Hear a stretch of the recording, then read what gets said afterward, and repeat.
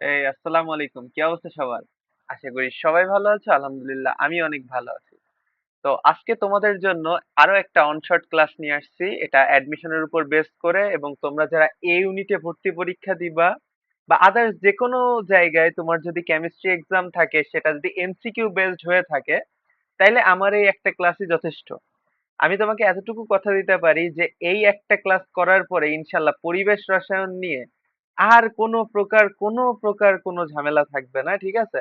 এই ক্লাসের মধ্যে প্রত্যেকটা স্লাইডকে আমি এমন ভাবে সাজিয়েছি যে এর মধ্যে কোনো প্রকার কোনো গার্বেজ তুমি দেখতে পারবা না, ঠিক আছে?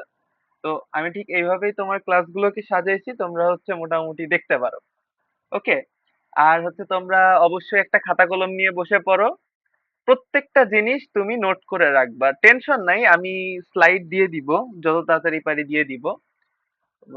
আচ্ছা ঠিক আছে, ক্লাস শুরু করা যাক। ওকে, দেখো, প্রথমেই আসি ভূত্বকে সর্বাধিক পরিমাণ উপাদান এটা নিয়ে। তো এখানে কিছু ইনফরমেশন দেওয়া আছে, তুমি হচ্ছে এখান থেকে সেই ইনফরমেশন গুলো কি করবা, মুখস্থ করে ফেলবা, এটা হচ্ছে তোমার কাজ। এটা আমি ধরে ধরে পড়ানো তো পসিবল না, তাহলে তোমার অনেক টাইম নষ্ট হবে। অ্যাডমিশনে যত টাইম বাঁচাইতে পারবা তত তোমার লাভ। ওকে, তো এগুলো মুখস্থ রাখবা। দেন এই পেজে বোঝানোর মতো কিছু নাই, এই পেজটা তুমি তোমার মতো করে একটু দেখে নিও। ওকে, তো আমরা নেক্সট স্লাইডে যাই। ওকে, এইখান থেকে তোমার একটা এমসিকিউ ফর শিওর আসবে আসবে আসবে, এটুকু আমি গ্যারান্টি দিলাম, ঠিক আছে? তো দেখো, প্রথমে বায়ুমণ্ডল নিয়ে কথা বলছে, অ্যাটমসফেয়ার। এই ফুল অ্যাটমসফিয়ারের বিস্তৃতি কত? 500 কিলোমিটার। আর এখানে গড় তাপমাত্রা কত? 15 ডিগ্রি সেলসিয়াস। আর বায়ুমণ্ডল না থাকলে সেটা কততে দাঁড়াইতো? সেটা হচ্ছে -45 ডিগ্রি সেলসিয়াস হইতো। এই একটা লাইনের মধ্যে তুমি খেয়াল করে দেখো কতগুলো ইনফরমেশনকে আমি আনছি। তো এই একটা লাইনে তুমি এতগুলো ইনফরমেশন পাইতেছো, তাই না? তো তুমি আমার ফুল ক্লাসে মাত্র এইখানে মেবি মোট মিলে তোমার 20টা মতো স্লাইড আছে। এই 20টা স্লাইডের মধ্যে প্রায় কত 70-80টা এমসিকিউ বানানো সম্ভব, তুমি যদি একটু, তারা বেশি, আমি তো কম করে বললাম। তুমি একটু খেয়াল করে দেখো, তাইলেই বুঝতে পারবে এর মধ্যে কোনো গার্বেজ নাই। যা যা এক্সামে আসে একদম বাছাই করে করে ঠিক অতটুকু জিনিস তোমার জন্য আনা হয়েছে, ঠিক আছে? তো এরপরে আমরা ট্রোপোমন্ডল বা ট্রোপোস্ফিয়ারের বিষয়ে দেখি। বিস্তৃতি 0 থেকে 15 কিলোমিটার। আর বৈশিষ্ট্য কি? এটা হচ্ছে ক্ষুব্ধমণ্ডলও বলে, ঝড় বৃষ্টি মেঘ বিমান চলাচল কোথায় হয়? ট্রোপোস্ফিয়ারে হয়। আর এখানে প্রধান গ্যাস কি? নাইট্রোজেন। যার আয়তন এই যে দেখতে পারো, আয়তনটা বিভিন্ন বইতে আবার বিভিন্ন রকম দেওয়া। আয়তন, ভর, এগুলো হচ্ছে বিভিন্ন বইতে বিভিন্ন রকম দেওয়া, ঠিক আছে? তো মোটামুটি কাছাকাছি যেটা অ্যান্সার হয় পরীক্ষায় তোমার অপশনে দেখবা যে অত বেশি পেঁচাবে না জিনিসপত্র, ঠিক আছে? দেখবা দূরে দূরে মান দেওয়া, তো তুমি মোটামুটি 78 এই মানটা একটু মাথায় রাখবা। আর 74 এই মানটা একটু মাথায় রাখবা, তাইলে হবে। অক্সিজেনের ক্ষেত্রে হচ্ছে, অক্সিজেনের ক্ষেত্রে হচ্ছে 20.94। কার্বন ডাই অক্সাইড, আচ্ছা এগুলো জাস্ট মুখস্থ করে নিও, এগুলো আর কিছু করার দরকার নেই। ওকে। স্ট্র্যাটোস্ফিয়ার, এখানে কি বিস্তৃতি কত? 15 থেকে 50 কিলোমিটার। আর এর বৈশিষ্ট্য কি? এটাকে শান্ত মণ্ডল বলে। আর সব থেকে বড় বৈশিষ্ট্য হচ্ছে O3, অর্থাৎ ওজোন স্তর এখানে থাকে, যেটা ইউভি রশ্মি শোষণ করে। আর এই এই কোশ্চেনটা অনেকবার পড়ছে আমি দেখলাম, যে জেট বিমান চলাচল করে কোন বায়ুমণ্ডলের কোন স্তর দিয়ে, তাই তো? সেটা তোমার উত্তর কি হবে? স্ট্র্যাটোস্ফিয়ার। ওকে, তো এখন মেসোস্ফিয়ারে চলে যাই আমরা। মেসোস্ফিয়ারের কি? তাপমাত্রাটা খুবই ইম্পর্টেন্ট, +2 ডিগ্রি সেলসিয়াস থেকে -2 ডিগ্রি সেলসিয়াস, অর্থাৎ শীতলতম। ওকে। আর এখানে কিছু বৈশিষ্ট্য দেওয়া আছে, উল্কা ধ্বংস হয়, গ্যাসগুলো আয়ন হিসেবে থাকে। আর এই আয়নগুলো কয়েকটা উদাহরণ দেখে নিও। ওকে। দেন হচ্ছে থার্মোস্ফিয়ার। থার্মোস্ফিয়ারের ক্ষেত্রে তাপমাত্রাটা মুখস্থ রাখবা, আয়নিত অবস্থা, কোন কোন আয়ন থাকে ওটা দেখবা, মহাকাশ গবেষণার কেন্দ্র কোনটা? থার্মোস্ফিয়ার। তো এখান থেকে কিন্তু বেশ কিছু এমসিকিউ একসাথে করা সম্ভব। আমি অত ডিটেলসে পড়াচ্ছি না, কারণ তুমি অ্যাডমিশন ক্যান্ডিডেট, তোমার এত টাইম নাই যে বসে বসে ডিটেলসে পড়বা। ঠাডাই মুখস্থ, যা পাবা সামনে সব মুখস্থ করবা। এখন কেউ তোমাকে দেখতে আসবে না যে তুমি কত পারদর্শী, কত পারো। এখন আসলে সবাই দেখতে চাবে তুমি কোথায় চান্স পাইছো, কোথায় একটা সিট কাভার করছো, ঠিক আছে? ওকে।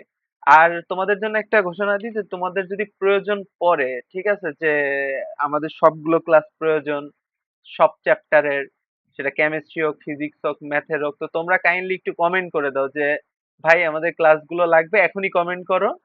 তাইলে আমরা আস্তে আস্তে প্রতিদিন না পারি, সপ্তাহে 2-3 দিন মোটামুটি ক্লাস আনার ট্রাই করবো। ওকে। আর এই ক্লাসগুলো সম্পূর্ণ ফ্রি থাকবে, তোমাদের কাছ থেকে কোনো প্রকার কোনো টাকা পয়সা চাওয়া হবে না এগুলোর জন্য। ঠিক আছে? এগুলো তোমরা যেন একটা সিট কাভার করতে পারো, জাবিয়ান ব্রোর সাবস্ক্রাইবাররা যেন একটা সিট কাভার করতে পারে, এটাই মূলত আমাদের টার্গেট। ওকে, এখানে দেখি পদার্থের অবস্থাগুলো তো সম্পর্কে তোমরা জানো, কি কঠিন, তরল, বায়বীয়, প্লাজমা, তাই তো? তো এখানে কি কঠিনের ক্ষেত্রে কি আন্তঃআণবিক আকর্ষণ বেশি, দূরত্ব কম, এই নিয়ে আমি ফাও আলোচনা করতেছি না। যেটা এমসিকিউ তে লাগবে খেয়াল করো, এই যে ন্যাপথলিন একটা উদাহরণ। ওকে, তরল স্ফটিকের একটা উদাহরণ। আচ্ছা, এই লাইনটা তো জানো যে তাপমাত্রা বৃদ্ধিতে গতিশক্তি বাড়বে, কমন একটা জিনিস। এখানে মেনলি যেটা প্রয়োজন যে গ্যাসীয় পদার্থের আয়নিত অবস্থা, সেটা কি প্লাজমা, তাই তো? আর প্লাজমার তাপমাত্রা কি 10⁶ থেকে 10⁸ আচ্ছা, এখানে টাইপিংটা একটু মিস্টেক হয়েছে, তোমরা ঠিক করে নিও, ঠিক আছে? 10⁶ থেকে 10⁸ পর্যন্ত। আর এই ভাঙাটা সম্পর্কে তো তোমরা জানো, যদি বলে নিচের কোনটি প্লাজমা অবস্থার সমীকরণ, সেক্ষেত্রে এটা দিয়ে দিও। ঠিক আছে, তো নিচে আসি, ঘূর্ণিঝড় ও জলোচ্ছ্বাস এই সম্পর্কে কথা। তো দেখি এখানে কি বলছে, গভীর সমুদ্রে পানির তাপমাত্রা 27°C বা 80°F উপরে গেলে এটা হয়, তাই তো? ওকে, আরে প্রভাবক হিসেবে কারা? বায়ু প্রবাহ, সৌরশক্তি, বাতাসের আর্দ্রতা, এগুলোই মোটামুটি। আর এগুলোর ফলে কি ক্ষয়ক্ষতি হয় বা কি প্রভাব ফেলে? উপকূলে পানির উচ্চতা 5 থেকে 6 ফিট হলে জলোচ্ছ্বাস হয়। ঠিক আছে, এটা হচ্ছে এর মূলত প্রভাব। উচ্চতা কত? 5 থেকে 6 ফিট। এগুলো খুব বেশি ইম্পর্টেন্ট না, বাট পরে মাঝে মাঝে তো জেনে রাখা ভালো। এই স্লাইডে যা যা দিছে এগুলো মুখস্থ রাখবে এক কথায়। আচ্ছা, এখন আমরা পড়বো যে গ্যাসের প্রমাণ অবস্থা সমূহ।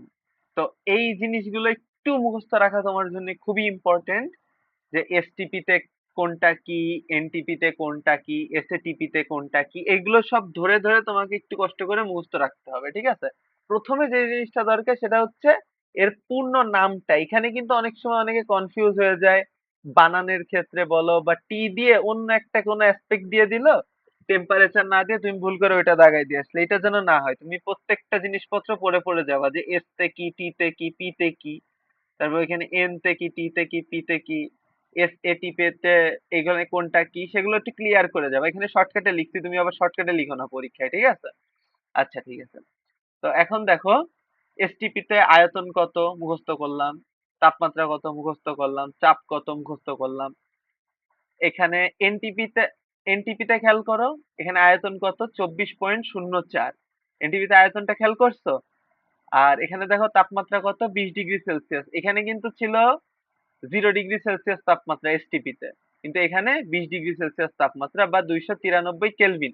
এই কেলভিনটা মুখস্থ রেখো, এমন ভাবার দরকার নেই যে পরীক্ষার সময় আমি ভেঙে ভেঙে বের করে করে দেখবো যে কি আছে এর ভিতর, একটু দেখি তো। ওইভাবে ভেঙে দেখার দরকার নেই, ভেঙে ভেঙে বের করার দরকার নেই, জাস্ট মুখস্থ রাখবা, ঠিক আছে? আর চাপ কত? 1 atmosphere।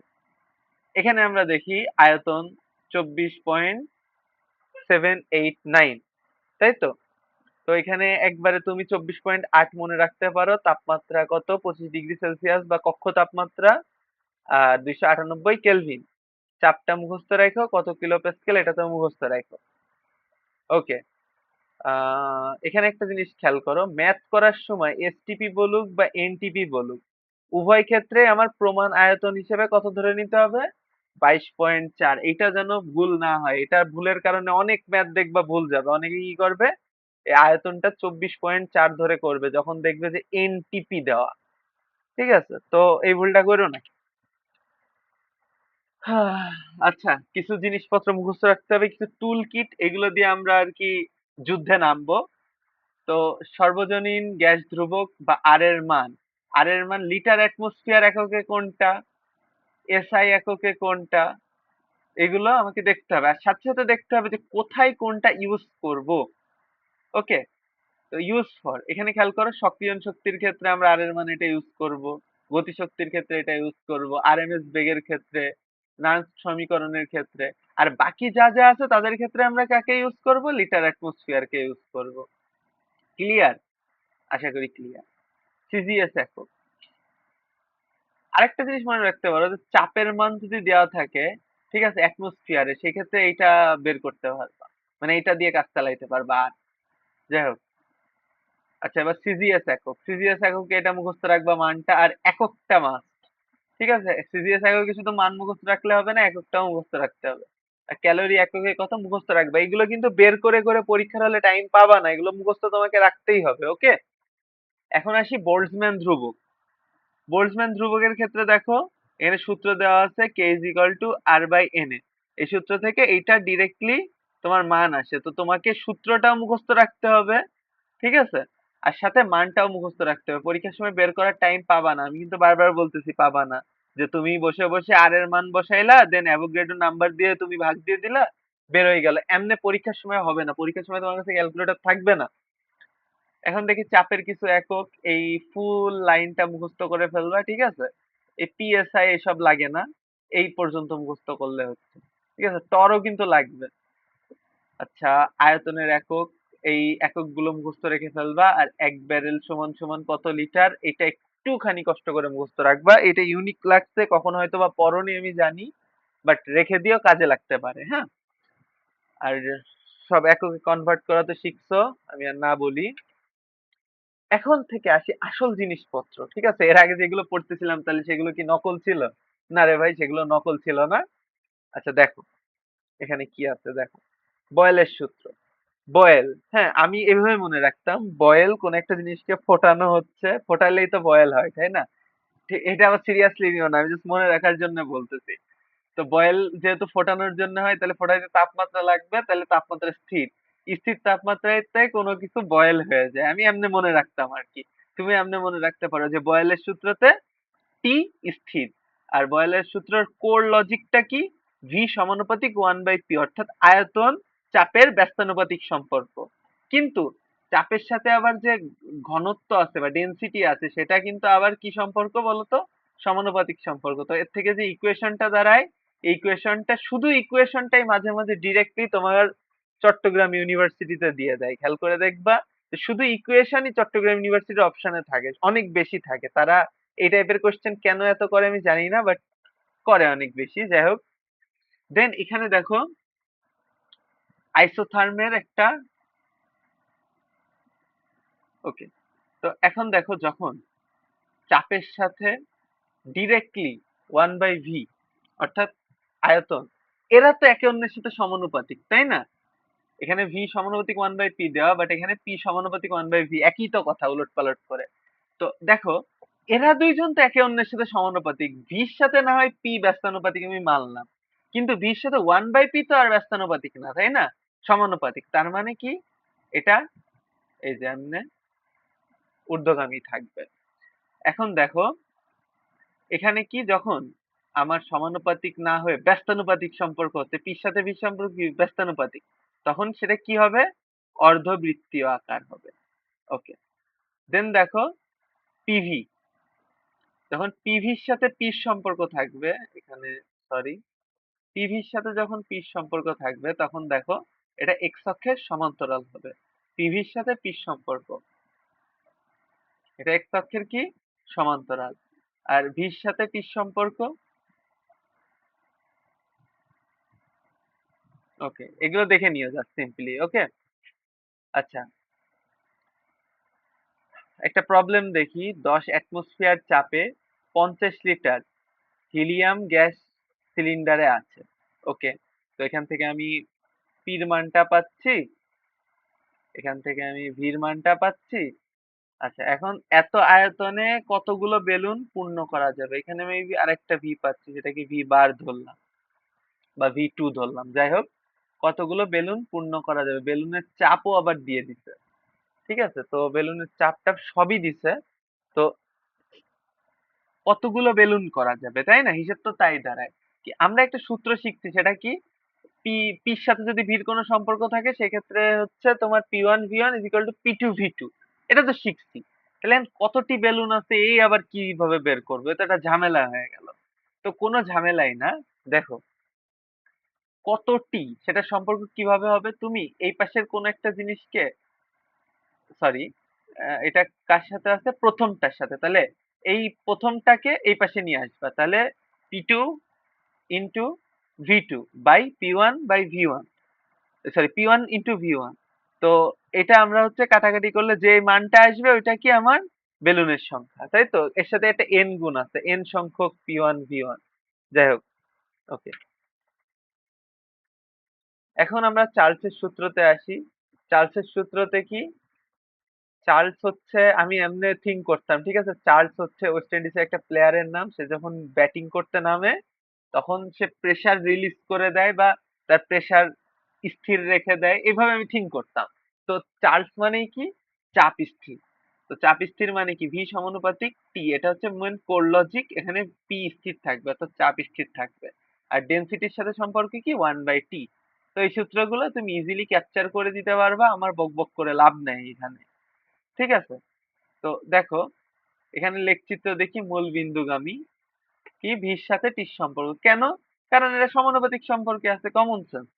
এখানে একটা জিনিস দেখো, 0 ডিগ্রি সেলসিয়াস, সরি, 0 কেলভিন বা -273 ডিগ্রি সেলসিয়াস তাপমাত্রায় গ্যাসের আয়তন 0 ধরা হয়, এটা মুখস্থ, ভুল করো না, হ্যাঁ?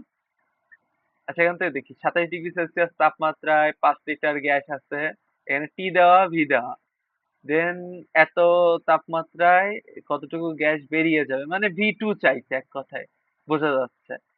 কিন্তু এখানে একটু কাহিনী আছে, V2 বের করলে কি আমার উত্তর বের হয়ে যাবে? না, V2 বের করলে আমার উত্তর বের হবে না। V2 আমার মূলত কি, V2 হচ্ছে পরবর্তী আয়তনের অবস্থা, তাই তো? তার মানে কতটুকু গ্যাস বেরিয়ে যাবে সেটা কি আগের অবস্থান থেকে বা নতুন অবস্থান থেকে আগের অবস্থানটাকে বিয়োগ দিয়ে দিতে হবে, এইটুক করলেই জাস্ট এনাফ। তো আমরা এখানে প্রথম কাজ হচ্ছে আমার V2 বের করা। তো V2 আমরা এই সিম্পল সূত্র দিয়ে বের করবো, আমরা যে সূত্রটা শিখছি। এইটা বের করার পরে আমাদের যে মানটা বেরোবে, যেটা বড়, আমার এত কিছু বোঝার দরকার নেই, যেটা বড় সেটার থেকে আমি ছোট মানটা বিয়োগ করে দিলে আমার অ্যান্সার বের হয়ে যাবে, ঠিক আছে? বেশি প্যারা নেওয়ার দরকার নেই। দেন আসি গে লুসাকের সূত্র, তাই তো? তো এখন একটাই দেখলাম টি স্থির, একটাই দেখলাম পি স্থির, তাহলে অবভিয়াসলি আরেকটাই কি স্থির হবে, ভি স্থির হবে। হ্যাঁ, আচ্ছা ঠিক আছে। ভি স্থির হইলে তাইলে সূত্র কি, মেন লজিক হচ্ছে পি সমানুপাতিক টি, এটা হচ্ছে গে লুসাকের সূত্র। দেন এইটার থেকে এইটাতে রূপান্তর করা যায়, কিভাবে করা যায় এটা জানো, আমি আর নতুন করে না দেখাই। তো এখানে দেখো, ওই যে বললাম পি সমানুপাতিক টি এর সাথে সমানুপাতিক সম্পর্ক, তাইলে কি মূল বিন্দুগামী, তাই না? মূল বিন্দুগামী, ওকে। আচ্ছা, এখন ম্যাথমেটিক্স একটা কনসেপ্টে আসি, এটা আবার ইংলিশে দেওয়া কেন, কি একটা ঝামেলা। A cylinder at 5 atmosphere and 27 degree Celsius can withstand max এত। আচ্ছা যাই হোক, এই ইংলিশ ধরলাম, আমি বুঝতেছি না, ধরে নাও, হ্যাঁ? তো আমি কি করব, আমার এত কিছু বোঝার দরকার নেই। এটা তোমার একটা পি দেওয়া, এটা আরেকটা পি দেওয়া, তার মানে এটা P1, এটা P2, আর এটা কি আমার T1, তাই তো? তো কি করছে এটাই তো বুঝতেছি না। ও আচ্ছা, এখানে তাপমাত্রা দেওয়া আছে, আচ্ছা। দুইটা তাপমাত্রা দেওয়া আছে, আমার মূলত P2 বের করতে হবে। তো P2 বের করি, P2 বের করে দেখলাম যে সিলিন্ডারটি বিস্ফোরণ হবে কিনা, ঠিক আছে? এখানে মূলত কোয়েশ্চেন করছে যে একটা সিলিন্ডারে প্রথমে হচ্ছে 5 অ্যাটমসফিয়ার চাপ যখন দেওয়া হয়েছে তখন এত ডিগ্রি সেলসিয়াস তাপমাত্রায় 5 অ্যাটমসফিয়ার চাপ দেওয়া হয়েছিল।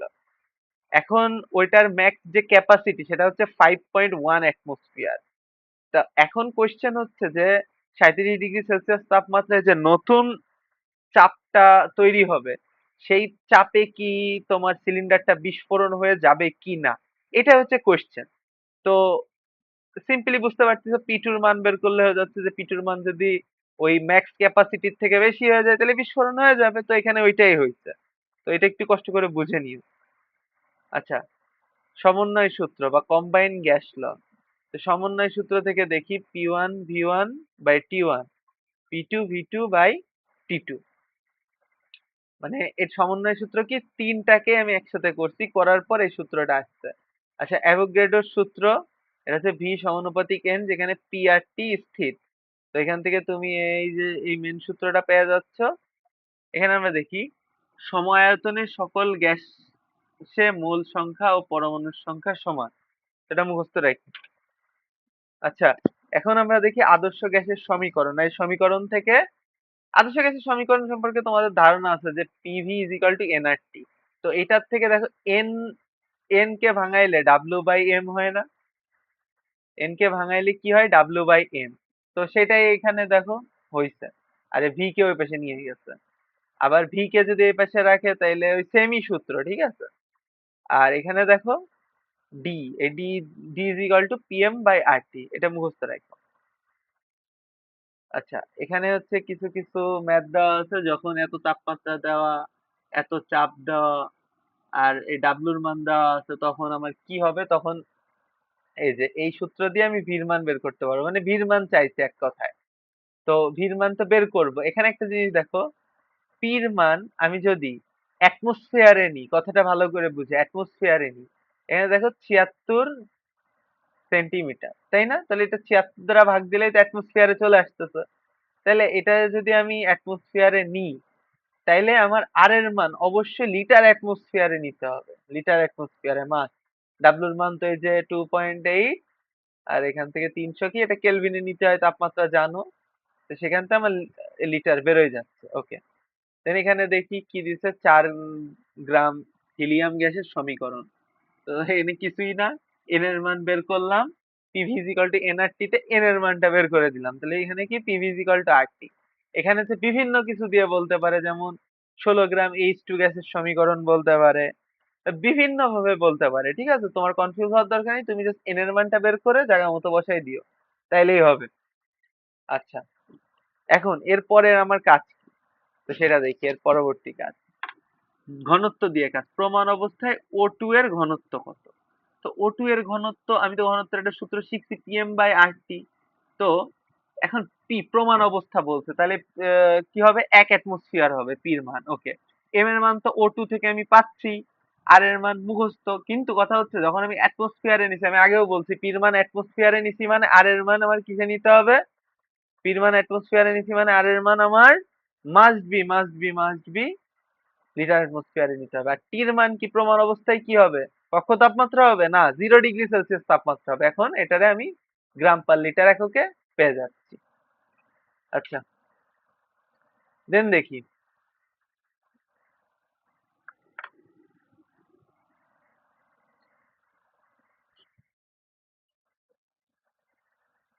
দেখো গ্রাহামের ব্যাপন সূত্র।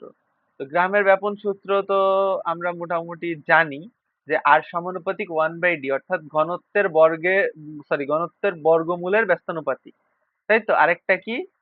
আণবিক ভরের বর্গমূলের ব্যস্তানুপাতিক। তো এই দুইটা হচ্ছে মেনলি সূত্র। এর থেকে ফুল একটা ইকুয়েশন দাঁড় করানো যায়, যার সাথে আবার টির একটা সম্পর্ক রয়েছে, ঠিক আছে?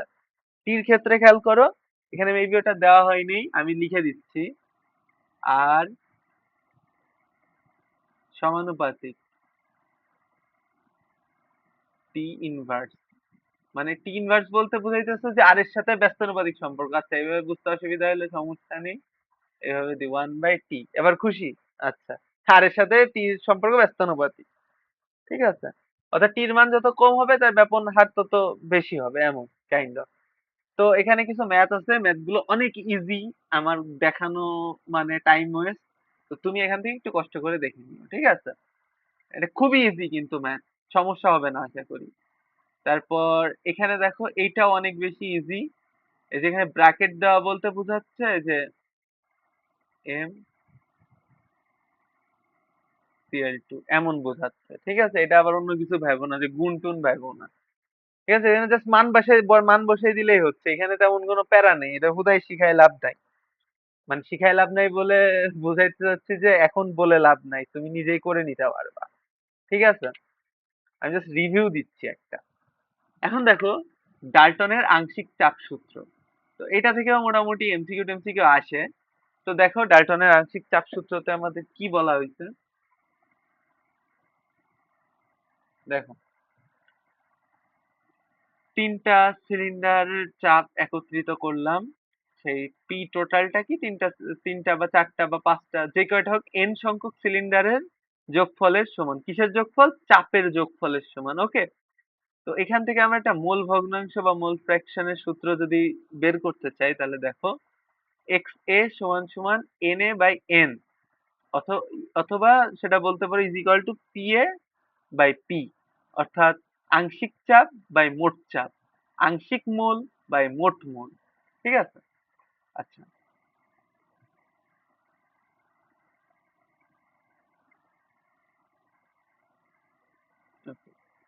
এখন দেখো, এখান থেকে আমরা একটা জিনিস যদি খেয়াল করি, যার মোল সংখ্যা যত বেশি, কি বললাম, যার মোল সংখ্যা যত বেশি তার আংশিক চাপও তত বেশি। এই জিনিসটা একটু কষ্ট করে মাথায় রেখে দিবা। ঠিক আছে? এটা আরো এখান থেকে আমরা বুঝতে পারি। দেখো, এন এ পি এ এটা সমানুপাতিক সম্পর্ক না একে অন্যের সাথে? খেয়াল করছো? পি এ যদি নিচে থাকতো তাহলে ব্যস্তানুপাতিক সম্পর্ক হতো, বাট উপরে, তার মানে সমানুপাতিক সম্পর্ক। তো এটা একটা সঠিক কথা যে যার মূল সংখ্যা যত বেশি তার আংশিক চাপও ঠিক ততই বেশি। ওকে, এখন একটা এমসিকিউ অ্যানালাইসিস করি। তো এমসিকিউ অ্যানালাইসিস করে আমি একটা জিনিস দেখলাম, হাইয়েস্ট পার্টিকেল প্রেসার এবং, আচ্ছা, এখানে মূলত কোয়েশ্চেন করছে যে কার মধ্যে পার্টিকেল, সরি, পার্শিয়াল প্রেসার, কার মধ্যে পার্শিয়াল প্রেসার বেশি, অর্থাৎ আংশিক চাপ কার মধ্যে বেশি। তো এখানে অনেকগুলো ধরো অপশন দেওয়া আছে তোমার কাছে, এর মধ্যে তোমাকে খুঁজে বের করতে হবে যে কোনটার বেশি। পরীক্ষায় এভাবে অপশন দেওয়া থাকবে। তো সেক্ষেত্রে তোমার কাজ কি বলো তো? প্রথম কথা, তুমি দেখবে এখানে আছে কি কি। যেমন একটু খেয়াল করো, এখানে তোমার ডাব্লিউ এর মান দেওয়া আছে আর এন এর মান দেওয়া আছে, তাই তো? ওকে, ডাব্লিউ এর মান আর এন এর মান দেওয়া আছে। তো এখানে আমি কি করতে পারি, সরি, ডাব্লিউ এর মান আর এন এর মান না, ডাব্লিউ এর মান আর হচ্ছে তোমার এম এর মানটা আছে। এম এর মান কিভাবে আছে বুঝলাম, হিলিয়াম দাও, হিলিয়ামের আণবিক ভর কত তুমি জানো। তো ডাব্লিউ এর মান এম এর মান আছে। তো এখান থেকে আমরা কি বের করতেছি, মোল সংখ্যা। মোল সংখ্যা কিন্তু তোমার পরীক্ষায় দেওয়া থাকবে না, ঠিক আছে? তো এটা বের করার, মোল সংখ্যা বের করার পর আমি দেখবো কার মোল সংখ্যা সব থেকে বেশি। তো খেয়াল করে দেখলাম যে এই যে H2 অর্থাৎ হাইড্রোজেন গ্যাস, এর মোল সংখ্যা সব থেকে বেশি। ক্লিয়ার? তো এখানে বলছে 16 গ্রাম অক্সিজেনের আংশিক চাপ কত। আংশিক চাপ বের করার জন্য কি বের করতে হবে? প্রথমে এর মোল সংখ্যা বের করতে হবে। তো মোল সংখ্যা বের করার পরে আমার কাজ কি বলতো? দেখো, আংশিক চাপ চাইছে, আংশিক চাপ মোল সংখ্যার সাথে এই যে সূত্রটা দেখছো না, সূত্র দেখছো তো? তো এখানে থেকে কি আমার পি এর মানটা মূলত লাগবে, তাহলে পি কে ওই পাশে পাঠাই দিলাম। তো পি কি? আংশিক চাপ, ধরো কিছু দেওয়া নাই, তার মানে আমি চাপ ধরে নিব কত, 1। আর এন এর মান কত ধরে নিব, 1 মোল। স্বাভাবিক। তো আমার এত কষ্ট করার প্রয়োজন হচ্ছে না, যখন আমার কিছুই দেওয়া নেই তখন আমি জাস্ট এন এর মান যেটা বেরোবে, ঠিক আছে, ওইটাই।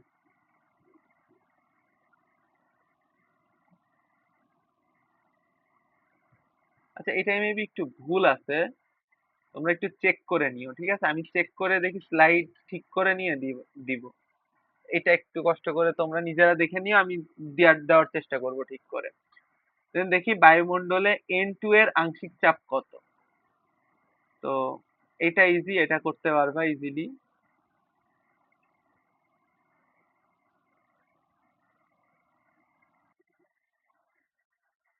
আচ্ছা, এখানে মেবি একটু এই দুইটায় ভুল আছে, অথবা আমি এটা ক্যাপচার করতে পারতেছি না। এই দুইটা আমি ক্যালকুলেশন ঠিক করে তোমাকে হচ্ছে সাবমিট করে দিব, প্যারা নেই। ওকে, দেন দেখি আরএমএস বেগ। তো এখানে আরএমএস বেগের ক্ষেত্রে আমার মেনলি যে জিনিসটা করতে হবে সেটা হচ্ছে কি, ফর্মুলা। ফর্মুলা পারছো মানে তোমার সব রেডি। দেখো, ভালো করে খেয়াল করো, আরএমএস বেগের ক্ষেত্রে সিআরএমএস, এখানে কি, 3RT/m। সিআরএমএস এর এই সূত্রটা জাস্ট এমনি একটু দেখবা, এই দিয়ে তোমার কোনো ম্যাথ করতে হবে না, বাট যদি এমসিকিউ তে আসে। আর রেশিওর ক্ষেত্রে দেখো, C1/C2 = M2/M1, কারণ বাকি সবাই তখন মোটামুটি ধ্রুবক ধরা হয়, আর T1/T2 তার রুট। ওকে, এই রেশিওটা একটু মুখস্থ রাখো, এই সূত্র দিয়ে অনেক সময় ম্যাথ করতে হইতে পারে। তো শর্টকাট কি, এই শর্টকাট দিয়ে তুমি সব সমাধান করে দিতে পারবা। দেখো, এমন শর্টকাট কই পাবা বলো? CRMS = 157.9 into root hour T/m। এখানে জাস্ট মান বসাই দিলে তাড়াতাড়ি কাটাকাটি করতে পারবা, নাহলে এত মান বসায় তুমি পেরে উঠবা না। আরো যদি শর্ট করে দিই তাহলে এখানে 9 বাদ দাও, দিয়ে এখানে হচ্ছে 158 ধরে নাও, এই দিয়ে মিলে যায় উত্তর। ঠিক আছে, আমি করছি তো মোটামুটি মিলে যায়। দেখো এটাই তুমি করে দেখো, এটা তোমার HW মেলে কিনা দেখো, এটা 58 দিয়ে কইরো। ঠিক আছে, এটা কি তোমার HW। আচ্ছা, গ্যাসের গতিশক্তি সূত্রটা মুখস্থ রাখবা, সূত্রের সাথে আমি একটা শর্টকাট দিয়ে দিচ্ছি, এই শর্টকাট দিয়েই তোমার অঙ্ক মিলে যাবে, এত কষ্ট করার প্রয়োজন নাই আশা করি। ঠিক আছে, তো এইটা দিয়ে তোমার উত্তর মিলে যাবে।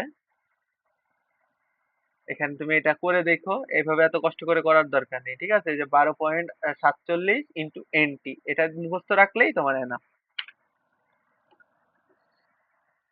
ওকে, তো অ্যামাগা বক্ররেখা, এর থেকে হচ্ছে কিছু রুলস তোমাকে জানতে হবে। দেখো, আদর্শ গ্যাস বয়েল ও চার্লসের সূত্র মানে, বাস্তব গ্যাস কিন্তু মানে না। ঠিক আছে, এটা বয়েল ও চার্লসের সূত্র কেবল আদর্শ গ্যাসের জন্য। তো দেখো আমি কি বলতে, নিম্ন তাপমাত্রা ও উচ্চ চাপে গ্যাস সমূহ বাস্তবমুখী হয়, উচ্চ তাপমাত্রা ও নিম্ন চাপে গ্যাস সমূহ আদর্শমুখী হয় বা আদর্শ হয়। তো এটা মনে রাখার একটা ট্রিক বলি, নাইলে তোমাদের উল্টো পাল্টা হয়ে যায়। তোমরা তাপমাত্রাটা মনে রাখার দরকার নেই, তোমরা চাপটা মনে রাখবা। ঠিক আছে, তো চাপটা মনে রাখবা। তো আমি একটা গল্প আকারে তোমাদের মুখস্থ করাই, আমি এইভাবে মুখস্থ করছিলাম। দেখো, একটা ছেলে সে বাস্তববাদী, আরেকটা ছেলে সে আদর্শবাদী। আদর্শবাদী বলতে কি, সে কল্পনার জগতে ভাসে যে আমি এমন আইডিয়াল হব, আমি মিস্টার পারফেক্ট হব। আরেকটা ছেলে বাস্তবতা মানে বাস্তবতার চরম চরম প্রেসার মেনে নিতে পারে। তো বাস্তবতার চরম চরম প্রেসার কি, এই যে উচ্চ চাপ, হাইস্ট প্রেসার তার লাইফে, কারণ সে বাস্তবতা মেনটেন করতেছে। তো বাস্তবতা মেনটেন করতে করতে তার প্রেসার অনেক বেশি হয়ে যাচ্ছে। আরেকজন ঘুমায় ঘুমায় স্বপ্ন দেখতেছে, তার প্রেসার কম, তো সে আর লাইফে কি করবে, তাই না? তো ঘুমায় ঘুমায় স্বপ্ন দেখুক, সে আদর্শ মেনটেন করুক, মিস্টার পারফেক্ট হওয়ার ট্রাই করুক, তার চাপ নিম্ন। তো আর তাপমাত্রা যদি মনে রাখতে চাও, তো এমনি ভাবতে পারো, তাপমাত্রা হচ্ছে একটা আকাঙ্ক্ষা, যে বাস্তবমুখী সে, তার আকাঙ্ক্ষা গুলো হচ্ছে অত হাইলাইটেড না যে আমি খুব লাক্সারিয়াস লাইফ লিড করবো, হ্যান ত্যান এত কিছু না, তো নিম্ন তাপমাত্রা। আর যে ঘুমায় ঘুমায় স্বপ্ন দেখতেছে, তার ক্ষেত্রে কি, উচ্চ তাপমাত্রা, মানে অনেক বেশি হাই এক্সপেকটেশন, এই করবো সেই করবো এমন। তো এখন আমরা এখান থেকে দেখি বাস্তবমুখী তার ক্রম। তো helium, hydrogen, nitrogen, oxygen, carbon dioxide, NH3, এগুলো হচ্ছে এর যে ক্রমান্বয়ে আছে ছোট থেকে বড় আকারে, এটা মুখস্থ রাখবা। পরীক্ষায় কে ভেঙে ভেঙে দিতে পারে, যেমন এইটুকু শুধু পরীক্ষায় দিতে পারে যে এটা কি লেস দেন হবে নাকি গ্রেটার দেন হবে, তোমার অপশনে কনফিউজ করার জন্য দিতেই পারে। তখন তুমি এইভাবে জাস্ট মনে রাখলে তোমার জন্য ইজি হয়ে যাবে। ওকে, দ্বিপরমাণুক বাড়লে বাস্তব হয়, যাই হোক এগুলো দেখে নিও, এগুলো তেমন কিছু নাই। তো এখন দেখি ভ্যান্ডার ওয়ালস সমীকরণ। তো বাস্তবের যে রূপরেখা এখানে দেখো, এটা আমরা কিসের জন্য পড়ছিলাম কই, এই যে আদর্শর জন্য পড়ছিলাম না, যে আদর্শ গ্যাসের ক্ষেত্রে কোনটা।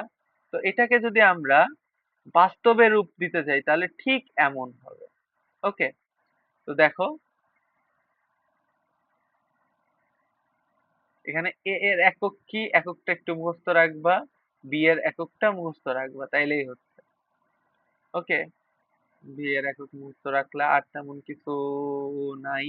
এই ম্যাথটা একটু করো, এটা তোমাদের HW, এটা তোমরা পারবা, খুবই ইজি ম্যাথ, তেমন কিছু দেখানোর নাই। ঠিক আছে, দেখানো হইলে আমি নিজেই দেখাইতাম। তো এগুলো কিন্তু পরীক্ষায় প্রচুর আসে। ঠিক আছে, তোমাদের এই সূত্র দিয়ে যে কত ভাবে কনফিউজ করা যায়, এখানে দেখা যাচ্ছে এর উপর একটা স্কোয়ার মেরে দিল বা ভির স্কোয়ার কেটে দিল অপশানে, তুমি যে এমন ভাবে কনফিউজ হয়ে যাবা। তো এই টাইপের ক্ষেত্রে আমি একটা সাজেশন দিই। ঠিক আছে, আমিও তো এই টাইপ জিনিসপত্র ফেস করছি।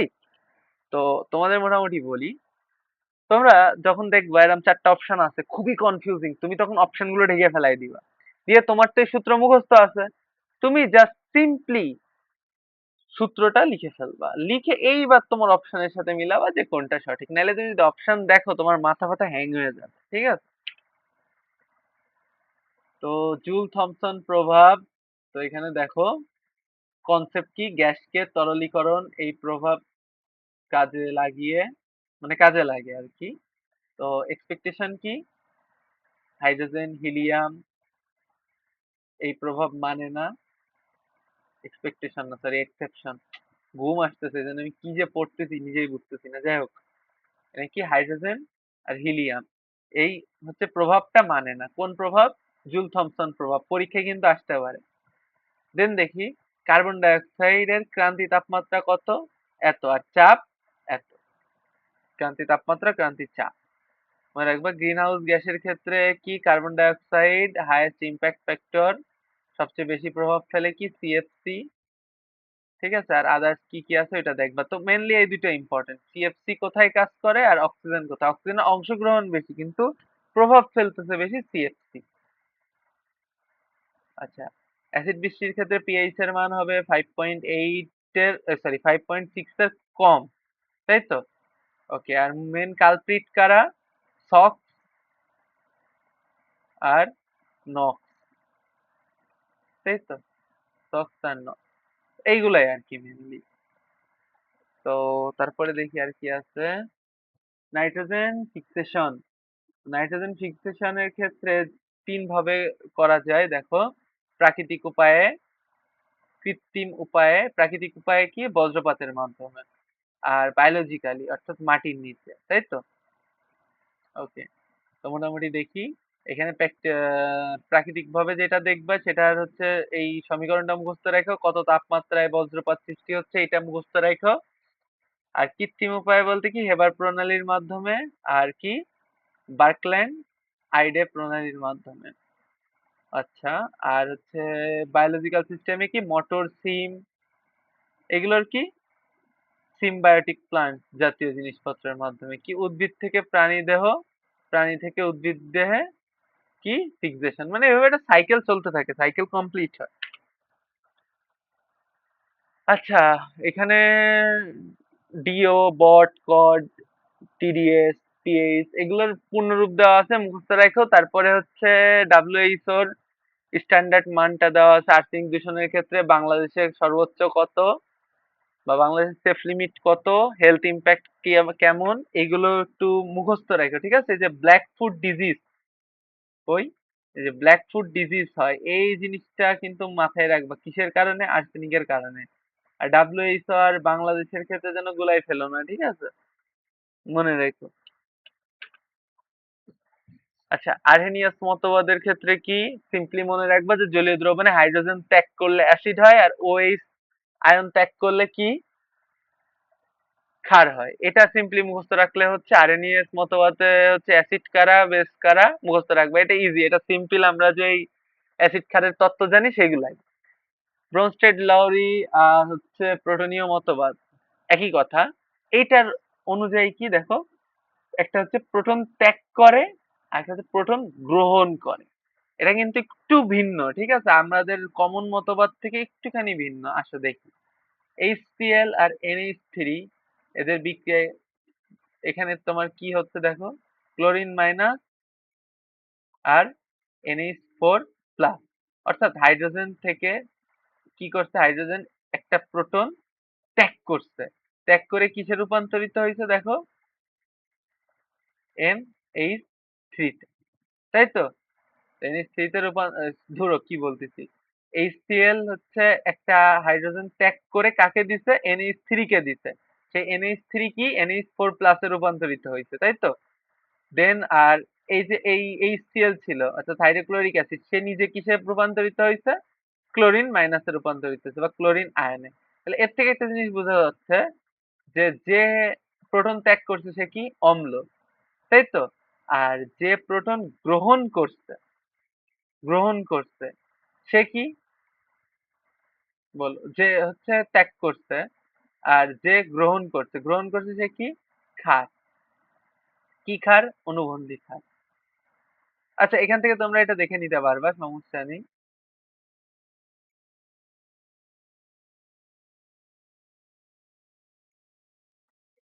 আচ্ছা, উভধর্মী কিছু উদাহরণ দেওয়া আছে, মুখস্থ রাখো।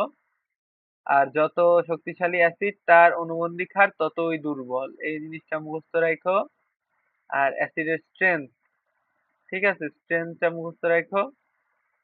আর কনজুগেট বেস মানে অনুবন্ধী ক্ষারের এই ক্রমটা মুখস্থ রাখো, এগুলো আসে এক্সামে। ওকে। লুইস মতবাদ। তো লুইস মতবাদ সম্পর্কে এখানে যা আছে এখানে বোঝানোর কিছু নাই, তাও আমি মোটামুটি বুঝাই দিচ্ছি। সরি। ওকে। যারা একজোড়া ইলেকট্রন গ্রহণে সক্ষম, যারা একজোড়া ইলেকট্রন গ্রহণে সক্ষম তারা কি? অ্যাসিড। এদের মধ্যে উদাহরণগুলো মেইন ইম্পর্টেন্ট, ঠিক আছে? এখান থেকে আর কিছু মূলত লাগবে না, তোমার উদাহরণগুলো মেইন ইম্পর্টেন্ট। তারপর অধাতুর অক্সাইড, ধনাত্মক চার্জ যুক্ত অষ্টক সংকোচন, এরা হচ্ছে লুইস অম্ল, তাই তো? আচ্ছা, আর লুইস ক্ষারের বিষয়ে কি? একজোড়া ইলেকট্রন ত্যাগে সক্ষম যারা, যেমন অক্টেট, মানে সম্প্রসারণ আর কি, অষ্টক সম্প্রসারণ, ঋণাত্মক চার্জ, মুক্ত ইলেকট্রন। আর এখান থেকে মেনলি উদাহরণটা খুবই ইম্পর্টেন্ট, উদাহরণগুলো একদম ঠোঁটস্থ করে ফেলবা, ঠিক আছে? পরীক্ষায় উদাহরণ আসে, ব্যাখ্যা সাধারণত আসে না। আচ্ছা, যাই হোক, মোটামুটি তোমাদের ডিটেলসে না হোক, একটা সামারি দিয়ে তোমাদের হচ্ছে এই পরিবেশ রসায়ন চ্যাপ্টারটা শেষ করছি। তো লাস্ট কিছু কথা শুনে যায়, এতক্ষণ যেহেতু মনোযোগ দিয়েছিলা, খুবই ধন্যবাদ। আমি আজকে মোটামুটি অনেক বেশি টায়ার্ড ছিলাম, কারণ সারাদিন কাজ টাজ করে আর কি ক্লাস নিলাম, ক্লাস নিতাম না আজকে, তাও নিলাম যে অনেকদিন গ্যাপ হয়ে যাচ্ছে, আর তোমরাও তো সামনে সেকেন্ড টাইম অ্যাডমিশন দিবা। সেকেন্ড টাইমারদের জন্য আমি আমার সর্বোচ্চ ট্রাই করতেছি। আমার ঘুম আসতেছে প্রচুর। এখন রাত কয়টা বাজে? এখন বাজে হচ্ছে রাত 12টা 47। তো অনেকের কাছে এটা কোনো রাতই না, অনেকে 3টা 4টা পর্যন্ত জাগে। তোমরা অনেক পরিশ্রমী, আমি মানলাম, বাট আমি এত জাগতে পারি না। জাগলেও খুব কমই জাগি। তো সেক্ষেত্রে হচ্ছে আমার একটু প্যারা হয়ে যাচ্ছে ক্লাস নিতে, ঘুম ঘুম চোখে, তো অনেক কিছু ভুল বলে ফেলছি হয়তোবা। যাই হোক, এই ভুলের জন্য ক্ষমা করে দিও। আর তোমাদের যদি কোনো ক্লাসের প্রয়োজন থাকে নির্দ্বিধায় আমাকে জানাইতে পারো। আমি তোমাদের সেকেন্ড টাইমারদের জন্য অলওয়েজ আছি। আমি এতটুকু জানি যে একজন সেকেন্ড টাইমারদের কত পরিমাণ পরিশ্রম করতে হয়, ঠিক আছে? একজন সেকেন্ড টাইমারদের কতটা প্রেসার থাকে এই সম্পর্কে আমার মোটামুটি বেশ ভালো লেভেলের ধারণা আছে, ঠিক আছে? তো আমি এই কারণে তোমাদের জন্য কষ্ট হলেও, যত কষ্টই হোক, আমি ট্রাই করি যেন তোমাদের জন্য নো গার্বেজ ক্লাস গুলো আনা যায়। কারণ তোমাদের হাতে এত টাইম নাই যে তোমরা বসে বসে এই যে রিফাত একাডেমির মতো এটা ইজ ইকুয়াল টু এটা এই এমনি ব্যাখ্যা শুনবা, তোমাদের আসলে টাইম নাই, এটা আমি জানি, ঠিক আছে? তো এই কারণেই মূলত আমি তোমাদের জন্য অনশট ক্লাস গুলো আনি, যাতে তোমরা এক দেখাতেই সব পারো, এক দেখাতেই সব মুখস্থ করে ফেলে, একটা চার্টের মধ্যে যেন সবগুলো থাকে। এরপরে তোমাদের কাজ কি হবে বলো তো? তোমরা কি শুধু এগুলো যা যা দিছে এগুলো মুখস্থ করবা? আচ্ছা, তুমি ধরো তোমাদের পরিবেশ রসায়ন থেকে 3টা এমসিকিউ দিল পরীক্ষায়, ঠিক আছে? তো 3টা এমসিকিউ দিলে তুমি সেখান থেকে আমার এই স্লাইডটা ফুললি মুখস্থ করে যাওয়ার কারণে 2টা এমসিকিউ কমন পাবা, এতটুকু আমি তোমাকে গ্যারান্টি দিচ্ছি, শুধু এই স্লাইড মুখস্থ করার কারণে। আর যে একটা এমসিকিউ, এটার জন্য তোমাকে কি করতে হবে?